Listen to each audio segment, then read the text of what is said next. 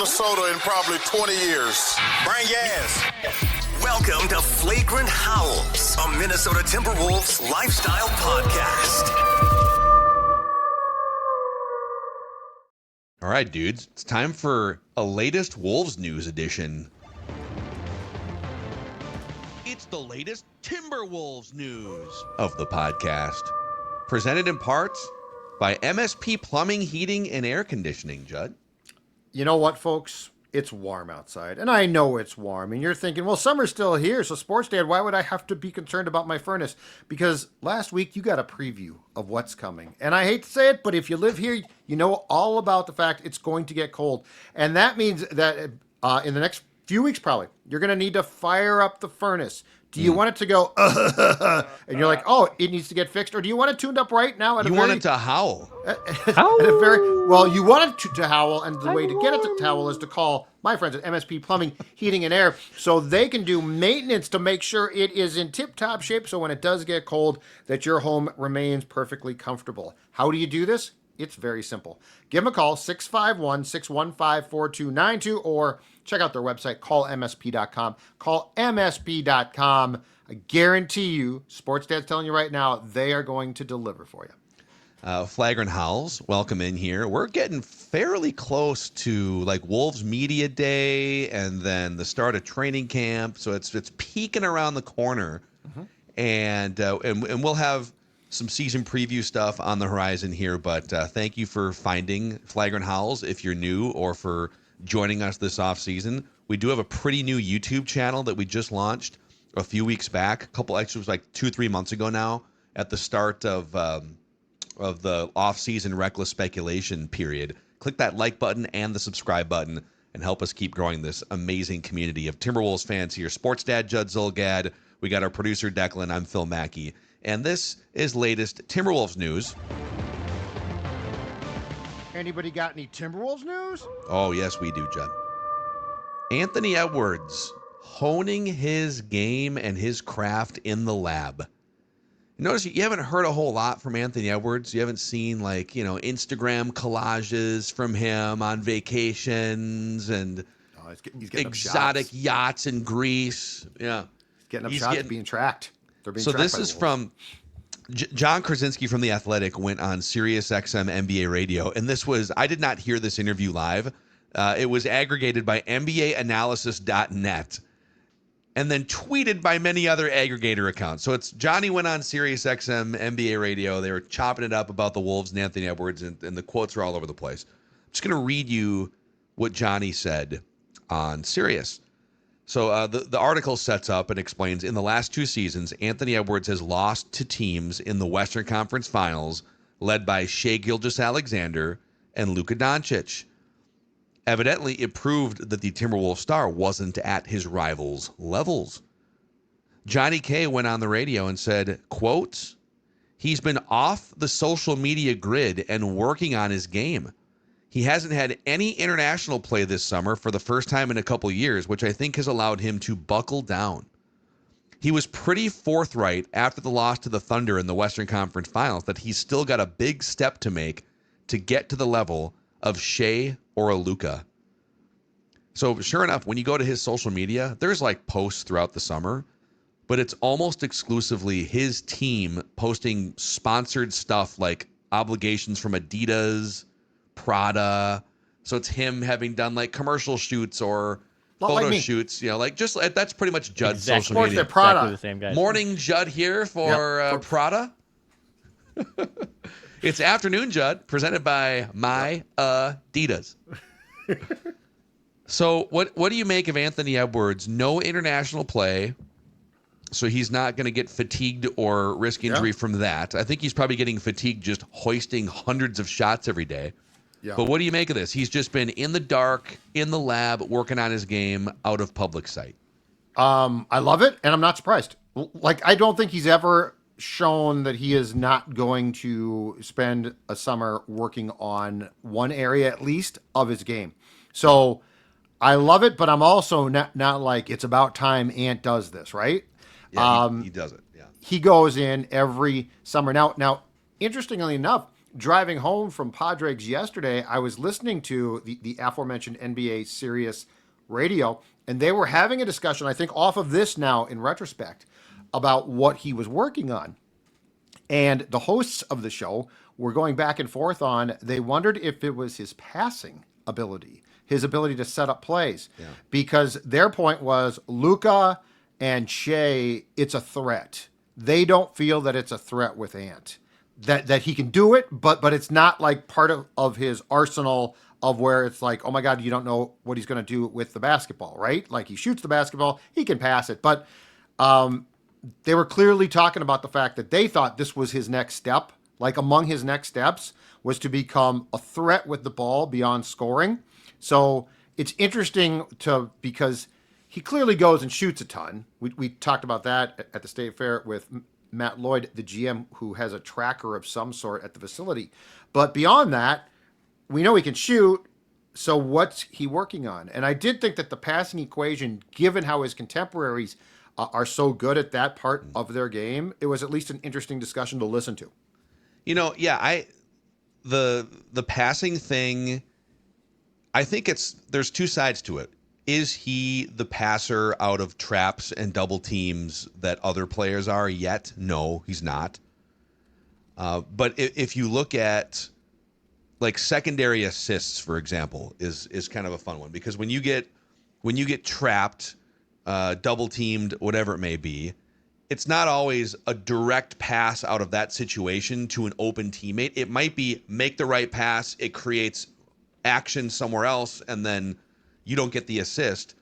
But NBA.com actually gave Anthony Edwards I believe he faced the most traps or double teams of any ball handler in the league.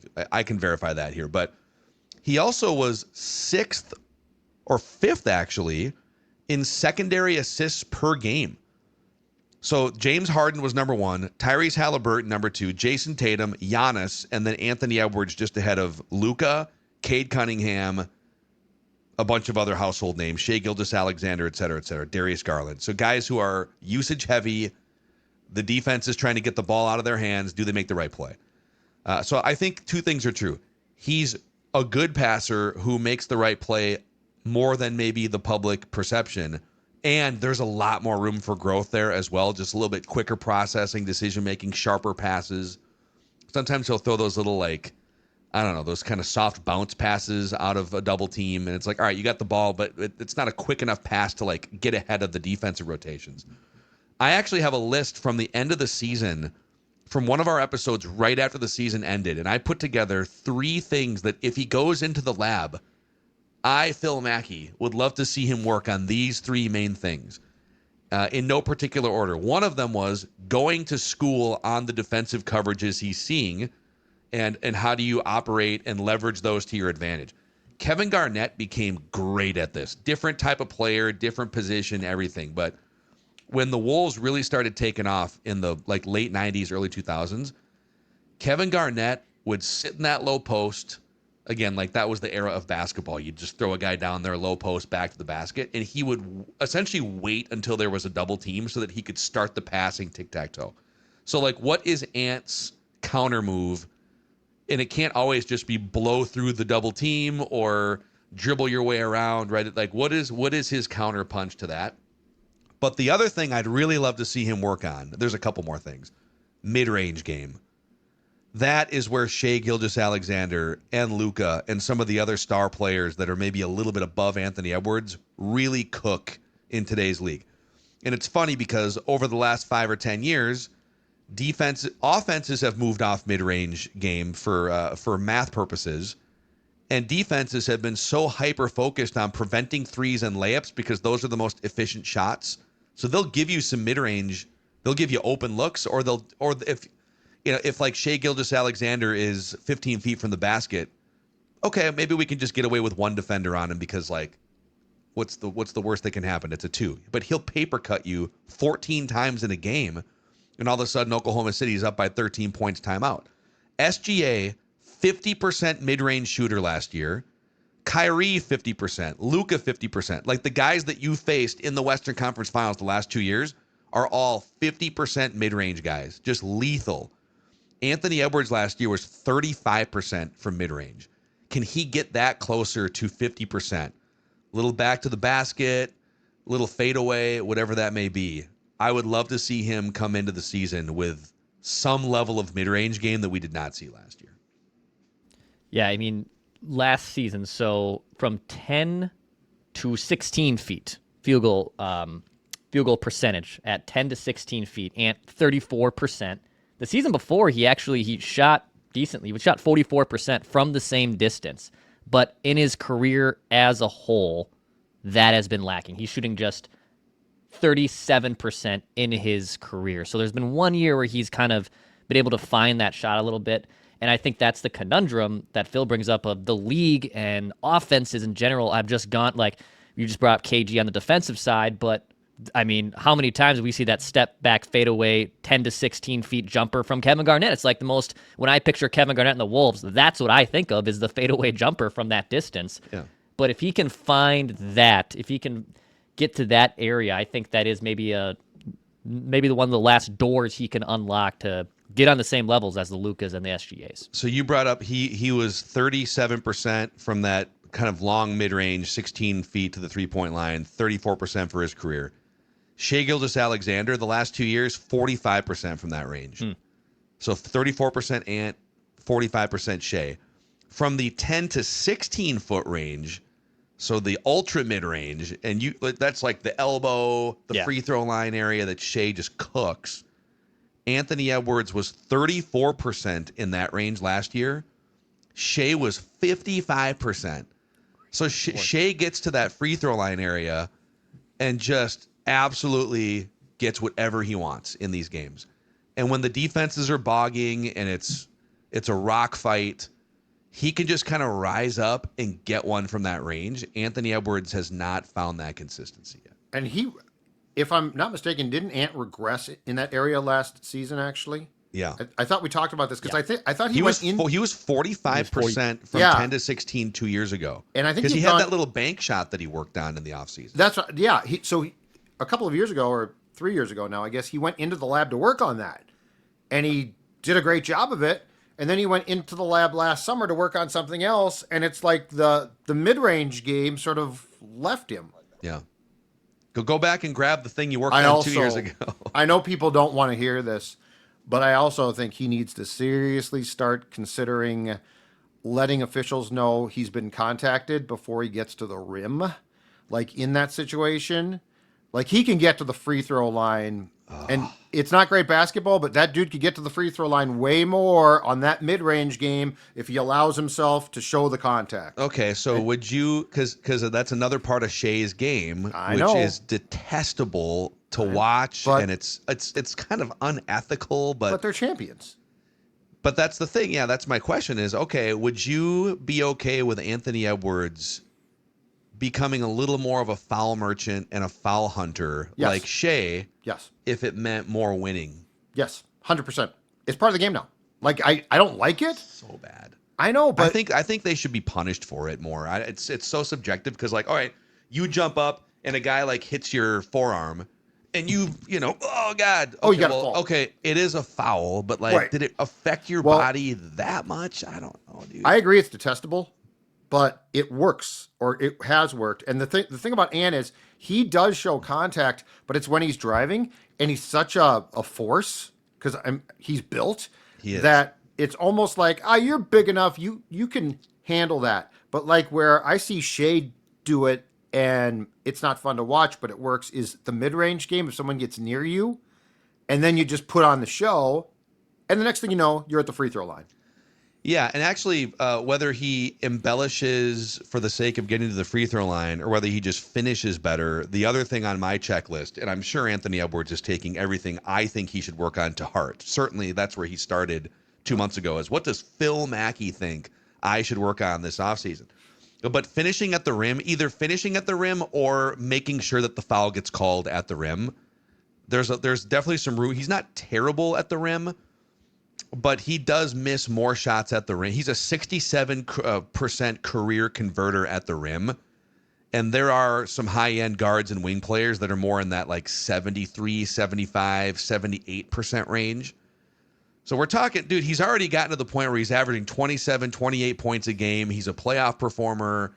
He's already in the top 10 among NBA players or thereabouts.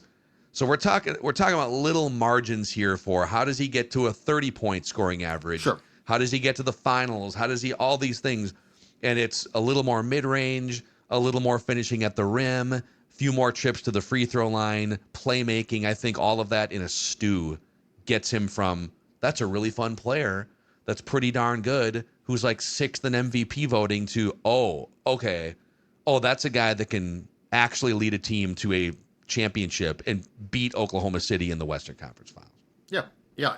And look, I mean, to go back to the start of the discussion, I do think that his dedication to his craft, and basically it sounds like he also has done a very good job of allowing teammates to know that he would like to see them as well. Like, these are all good things, right? Because they speak to the fact that he's just not trying to improve himself. He wants to win a championship, and there's got to be a buy-in. And the foul idea, I don't like personally, but I'm just saying it definitely, unfortunately, right now is part of the game. Yeah. Yeah, it's just the league generally needs less of Shai Gilgeous-Alexander doing what he's doing. But if in the absence of the league doing something about it, if you need to do more of that to win at a higher level, then I guess you have to make a deal with the devil in that regard. And it would probably keep his text down as well. Well, what? Because he'd be drawing the calls, or at least he'd be trying to draw the calls. Yeah. Hey Phil, is that Timberwolves news I see? I'm glad you asked, Judd. Yes, it is. From ESPN.com. A few weeks back here, they did an all-in index for, I think, the second year in a row, maybe third. Because 3 years ago, after the Gobert trade, they did this article, and they put the Wolves in it's all in on what this season. So there's a category that's like all in on the first overall pick for the bad teams. There's all in on getting to the playoffs. And then there's like at the top, how urgent is your situation, essentially, is the spirit of these rankings here. So a couple years ago, 3 years ago, ESPN put the Wolves in now you have Gobert, so you're all in on playoff success. And, well, 2 trips to the Western Conference Finals later, and so that's the most success they've ever experienced as a franchise. This year, ESPN put the Wolves in the top tier of urgency, all in on winning a championship before the window closes. So they've got the Nuggets, Bucks, and Timberwolves in this category, with Jokic being 30, Giannis also being 30. And the article says, Minnesota is one of the trickier teams to classify. Franchise player Anthony Edwards will spend another season on our top 25 players under 25 list, which doesn't exactly scream win now. But the Wolves have traded most of their draft capital to keep this team together. They're butting up against the salary cap second apron, and they must figure out eventual replacements for Mike Conley and Rudy Gobert, whose arrivals have helped lift the Timberwolves to the Western Conference Finals in back-to-back seasons. The next tier down is all in on an extended championship window. So the Wolves are in you got to win it right now before it closes. And the next tier is all in on an extended championship window. Cavs, Rockets, Knicks, Thunder, and Magic.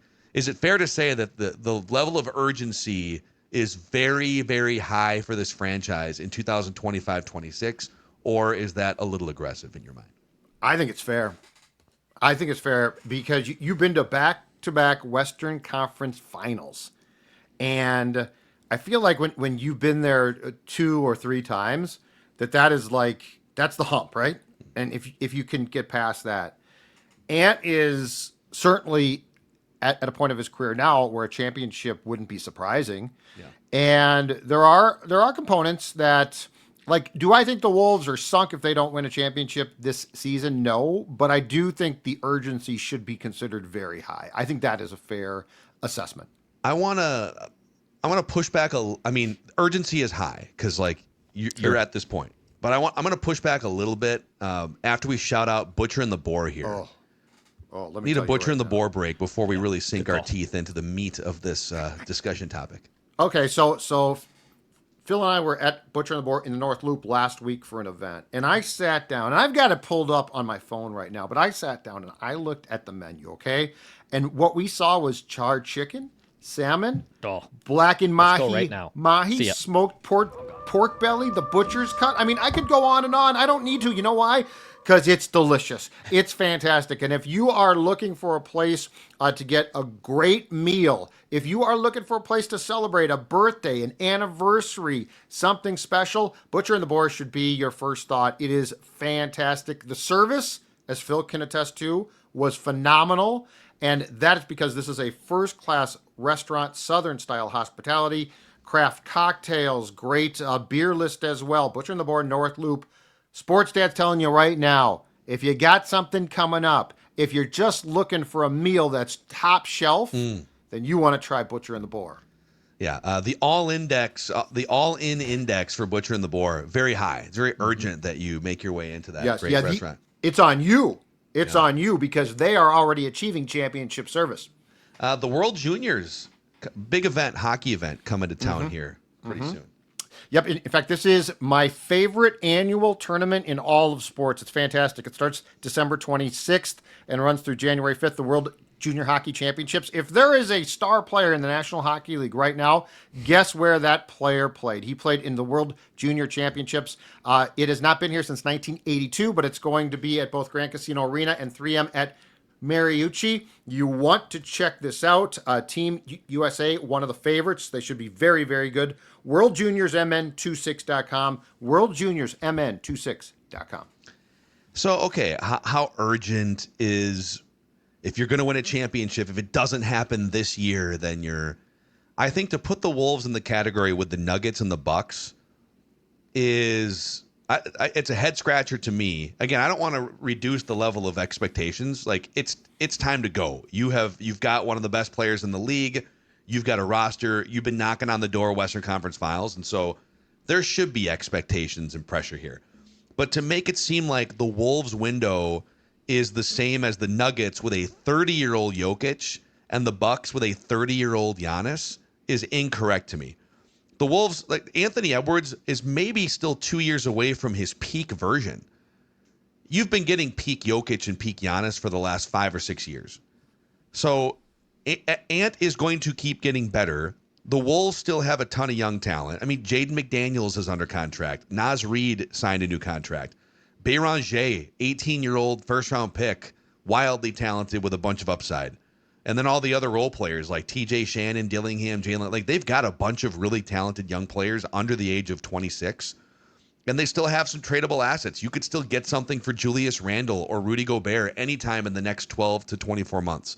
So at some point, I think you need to find like who is your number 2 long-term next to Anthony Edwards. SGA has Jalen Williams. Jason Tatum has had Jaylen Brown, right? Like they don't win championships without that other guy who can take scoring pressure off.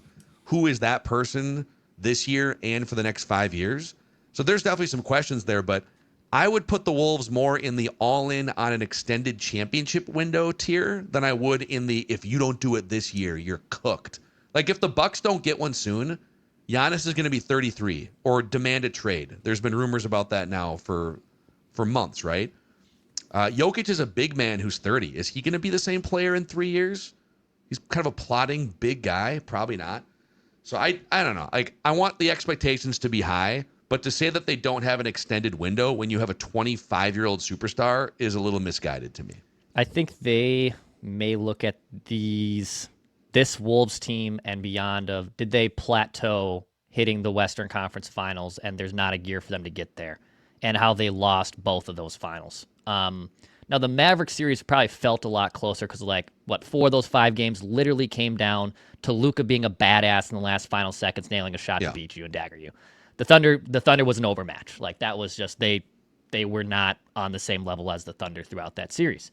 So I think they probably look at that as, all right, you made the Western Conference Finals, which for this franchise is banner worthy for God's sakes almost. But is there another gear to get to? And then even on like FanDuel right now of best teams to win the NBA Finals, 8 teams have a better chance, odds-wise, to win the championship, which is the Thunder, in order. The Thunder, the Cavs, the Nuggets, the Knicks, the Rockets, the Lakers, the Magic, the Clippers, then the Wolves at plus 2,000. Yeah. I would say, yes, to piggyback off that, for the Wolves to be like in the top 3 of that group, Anthony Edwards would have to be the MVP of the league. So, and I think that there is a realistic arc where Anthony Edwards becomes what Shai Gilgeous-Alexander is, which is like an even more honed, efficient scorer. Defense takes another step. Like, there's room for growth there. But Jalen Williams was the unsung hero behind SGA for Oklahoma City. I mean, he is an excellent wing player and scorer and running mate.